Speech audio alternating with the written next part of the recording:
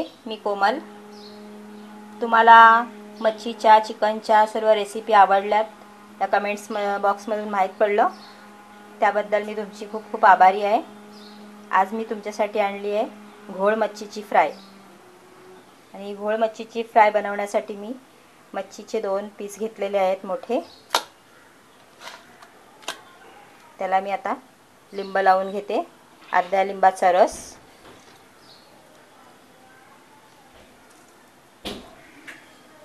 लिंबाचा रस लावून ठेवल्याने मच्छी थोडी कडक राहते. डायरेक्ट मीठ लावला तर मच्छीला पाणी सुटतो, म्हणून अगोदर मच्छीला लिंबाचा रस लावून ठेवायचं. 5 मिनटं हे अशीच मच्छी ठेवून द्यायची.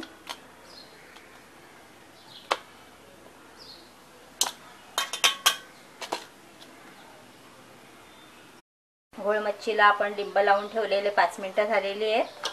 छान कडक झालेलं आहे.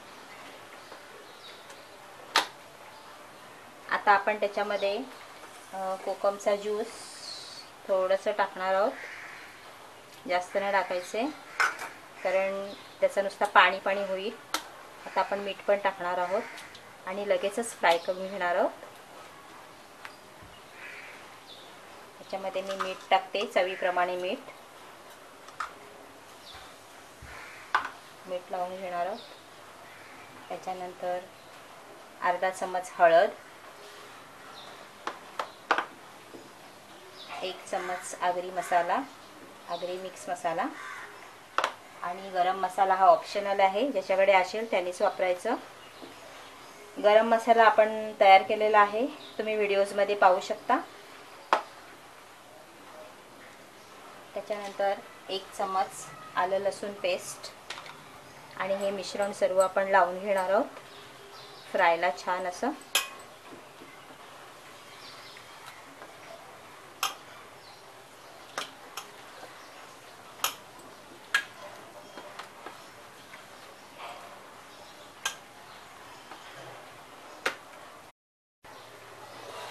आपल्या फ्रायचा मसाला व्यवस्थित लावून घेतलेला आहे. आता मी एक पॅन ठेवलेला आहे, त्याच्यामध्ये मी लसूण टाकते टेचून थोडंसं. ज्याला हवं त्याने टाकायचं, पण लसूण टाकलेलं जरा चांगलं असतं. मच्छी ही वईस असल्यामुळे लसणाने वईसपणा मोडतो. त्याच्यामध्ये मी थोडंसं हिंग टाकते, किंचित हिंग,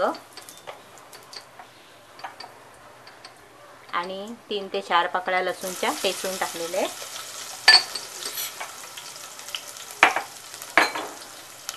इथे मी तांदळाचं पीठ घेतलेलं आहे. ते आपण हे मसाले लावून मॅरिनेट केलेल्या फ्रायला पीठ लावून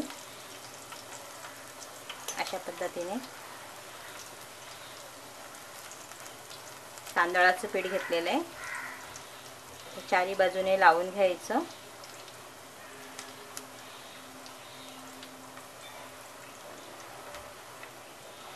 आणि छान अशी फ्राय करून घ्यायची.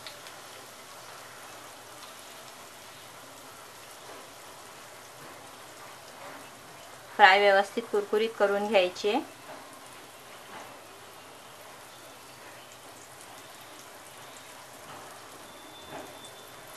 अशा पद्धतीने पीठ लावून आपण एका साईडने व्यवस्थित तळून घेऊया. छान ब्राऊन होईपर्यंत तळून घ्यायचे, कुरकुरीत होईपर्यंत. ही फ्राय छान कुरकुरीत झाली असणार. जरा आपण पलटी करून बघूया. हलवून पाहिलं तर छान मोकळी झालेली आहे. आता आपण मस्त अशी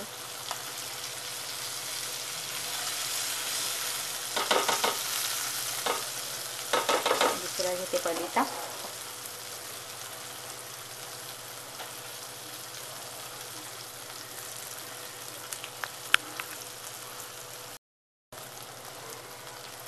पण आता पलटी करून घेऊया.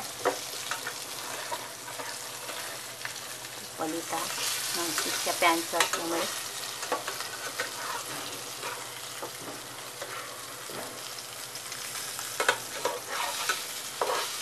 मस्त ब्राऊन झाली आहे.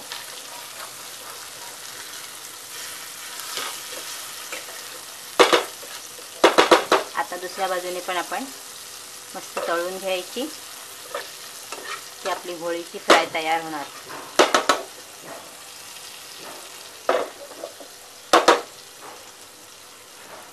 आपली घोळ मच्छीची फ्राय छान कुरकुरीत झाली आहे. दोन्ही बाजूनी छान कडक झालेली आहे आणि दोन्ही बाजूनी छान शिजलेली आहे. आता मी गॅस बंद करते आणि सर्विंग प्लेटमध्ये काढून घेते. तर चमचमीत अशी घोळ मच्छीची फ्राय आपली तयार आहे.